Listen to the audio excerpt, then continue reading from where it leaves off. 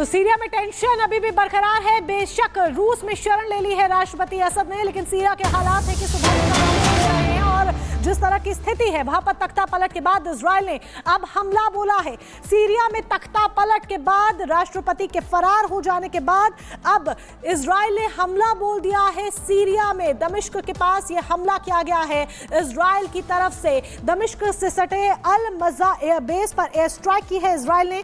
Israeli हमले में airbase पर भारी तबाही देखी गई। विद्रोहियों ने कल ही एयरबेस पर दरअसल कब्जा किया था, जिसके बाद इजराइल ने यहां पर धावा बोला और अटैक किया। एयरबेस छोड़कर असद समर्थक भाग खड़े हुए हैं। तो सीरिया में जिस तरह के हालात हैं वो तस्वीरों के माध्यम से यहां पर नजर आ रहे हैं और ऐसे में इजराइल ने अटैक किया है। इजरायली हमले में एयरबेस पर भारी तबाही भी देखी गई है। तस्वीर हम आपको दिखा रहे हैं, ये देखिए एयरबेस पर उठता धुएं का गुब्बार, जिस तरीके से अटैक किया गया। अटैक के बाद देखिए किस तरीके से धुआं ही धुआं नजर आ रहा है। और ये अल मज़ा एयरबेस है जो कि दमिश्क से सटा हुआ है, राजधानी दमिश्क से सटा हुआ है अल मज़ा एयरबेस, जहां पर एयर स्ट्राइक इजराइल की तरफ से की गई है। इस हमले में एयरबेस पर काफी नुकसान हुआ है, काफी तबाही देखी गई है। तस्वीर के माध्यम से देखा जा सकता है कि किस तरीके से यहां पर मंजर इस एयर स्ट्राइक के बाद, इस हमले के बाद नजर आ रहा है। तबाही की तस्वीर सामने है। विद्रोहियों ने कल ही एयरबेस पर कब्जा किया था और जैसे ही विद्रोहियों ने कब्जा किया उसके बाद देखिए कुछ ही घंटों के बाद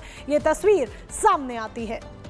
देखिए जो भी तस्वीरें सामने आ रही है उससे सीरिया में काफी ज्यादा टेंशन इस वक्त बढ़ गई है और सीरिया की राजधानी दमिश्क पर विद्रोहियों ने कब्जा कर लिया है। इससे पहले आपको जानकारी दें कि पहले 4 शहरों में कब्जा किया गया था, उसके बाद राजधानी में भी है। राष्ट्रपति बशर अल असद सीरिया छोड़कर भाग गए और ये भी आपको बता दें कि बशर अल असद ने परिवार के साथ रूस में शरण ले ली है।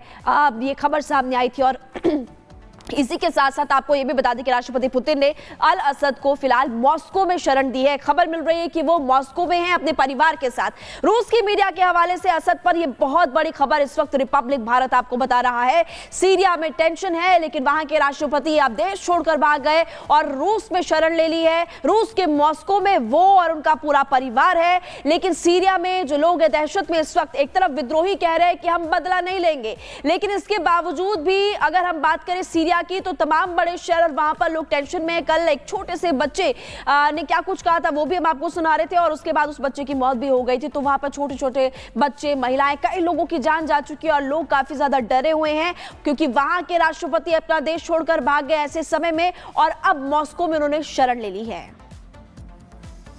विद्रोहियों की खौफ की वजह से असद समर्थक सैनिक अपने हथियारों और कपड़ों को छोड़कर भाग खड़े हुए हैं। सैनिकों के छोड़े गए कपड़े और हथियार जहां तहां पड़े हुए हैं, जिसकी तस्वीरें हम आपको दिखा रहे हैं ताकि उनकी अपनी रक्षा हो सके और यह जरूरी यहां पर हो जाता है। दमिश्क की ये तस्वीरें, हथियार छोड़कर असद समर्थक भाग चुके हैं और सीरिया पर पुतिन क्या पावर दिखाएंगे ये सवाल है, क्योंकि अभी तक पुतिन ने अपना पावर नहीं दिखाया बल्कि शरण जरूर दी है। लेकिन इस वक्त जो ये कपड़े फेंके हुए ये सैनिकों के कपड़े हैं जिन्होंने विद्रोहियों के सामने घुटने टेक दिए, बैकफुट पर हैं और हथियार छोड़कर असद के जो समर्थक हैं वो भाग खड़े हुए।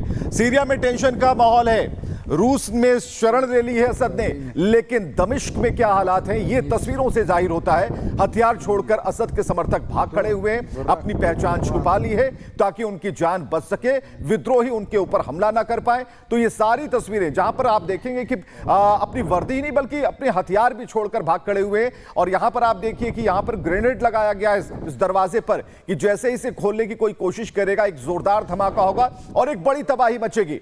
तो संग्राम बढ़ता जा रहा है और हथियार छोड़कर भागे असद समर्थक, जिसकी तस्वीरें दमिश्क से इस वक्त स्क्रीन पर देख रहे हैं।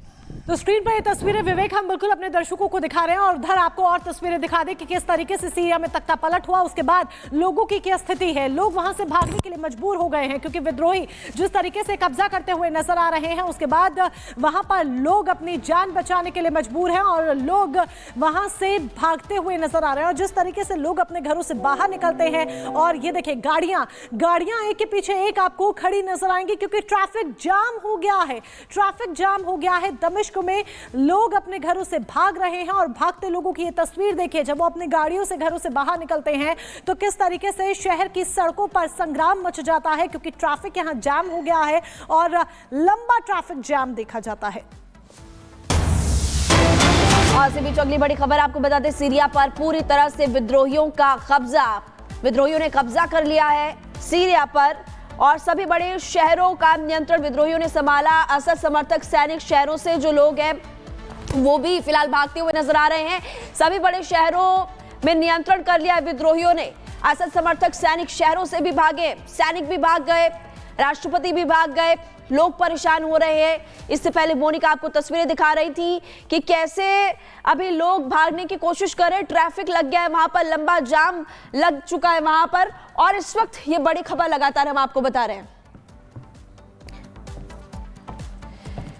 तो देखिए, असद समर्थक सैनिक शहरों से फिलहाल भाग गए हैं और इस वक्त ये कुछ तस्वीरें आपकी टीवी स्क्रीन पर है। जब सैनिक भागे तो उस वक्त जो अपनी ड्रेस थी उसको चेंज करके वो भागे हैं। और अब आपको बता रहे हैं कि सीरिया पर विद्रोहियों ने कब्जा पूरी तरह से कर लिया है।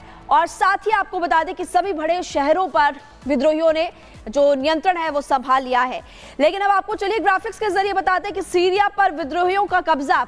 अलेप्पो शहर की बात करें, सबसे पहले अलेप्पो में भी कब्जा करते हुए नजर आए थे। होम्स, हमा की बात करें वहां पर भी, और उसके अलावा और बड़े शहर है वहां पर भी कब्जा किया। दमिश्क में उसके बाद, क्योंकि राजधानी है, धीरे धीरे दमिश्क की तरफ भी आगे की ओर बढ़े थे। तमाम 5 शहर आपको बता रहे, इन 5 बड़े शहरों में कब्जा किया। सबसे पहले आप देखिए अलेप्पो, हमा, होम्स, दमिश्क और दारा।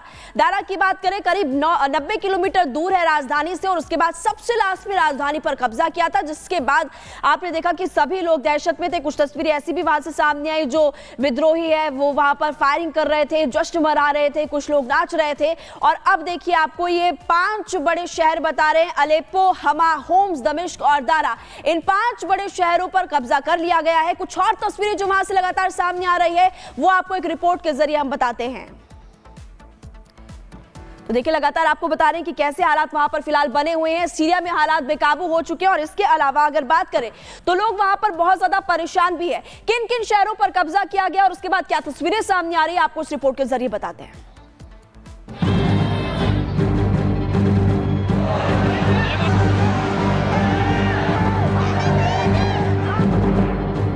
हवाओं में बारूद की गंध, सड़कों पर जबरदस्त फायरिंग,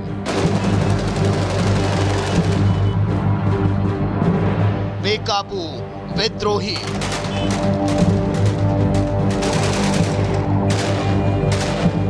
धार्मिक नारों की गूंज,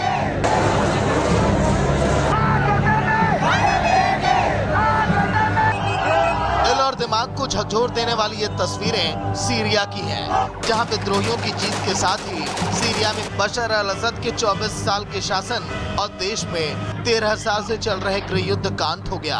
अब सीरिया की राजधानी दमिश्क पर हयात अल शाम का कब्जा है। कई लोग चौराहे पर सेना के टैंक पर चढ़कर जश्न मना रहे हैं। वहीं सीरिया के राष्ट्रपति बशर अल असद सीरिया से भागकर मॉस्को पहुंच गए। रूसी सरकारी मीडिया एजेंसियों ने क्रेमलिन के सूत्रों के हवाले से खबर दी है कि अब पदस्थ सीरियाई राष्ट्रपति बशर अल असद और उनका परिवार मॉस्को में है। रिपोर्ट में यह भी कहा गया है कि असद और उनके परिवार को रूस ने शरण दे दी है। रूस के राष्ट्रपति पुतिन से उनके गहरे रिश्ते हैं। पुतिन ने कई बार उन्हें संकट से बचाया है। इससे पहले विद्रोहियों ने दावा किया था कि असद जिस प्लेन से जा रहे थे उसे मार गिराया गया है, लेकिन बाद में असद के रूस पहुंचने की खबर आई। विद्रोही लड़ाकों ने रविवार को राजधानी दमिश्क पर कब्जा कर लिया।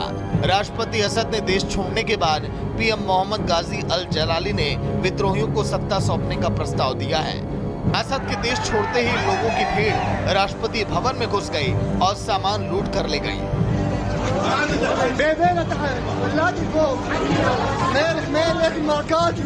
लड़ाकों ने दमिश्क में कई जगह असद परिवार की निशानियों को नष्ट कर डाला। पूर्व राष्ट्रपति और असद के पिता हाफिज अल असद के स्टैच्यू को भी तोड़ दिया गया। सीरिया में असद सरकार के अंत को लेकर अमेरिकी राष्ट्रपति बाइडेन ने खुशी अब जाहिर की है। बाइडेन ने इस घटना को न्यायपूर्ण और मौलिक बताया है और कहा, सीरिया में 13 साल की गृहयुद्ध के बाद उनके पिता बशीर असद के आधी सदी से अधिक के क्रूर सत्तावादी शासन के बाद विद्रोही ताकतों ने असद को अपने कार्यालय से इस्तीफा देने और देश से भागने के लिए मजबूर किया है। यह जोखिम और अनिश्चितता का क्षण भी है, क्योंकि हम सभी इस सवाल पर विचार कर रहे हैं कि आगे क्या होगा। अमेरिका सीरिया में अपने सहयोगियों के साथ काम करेगा।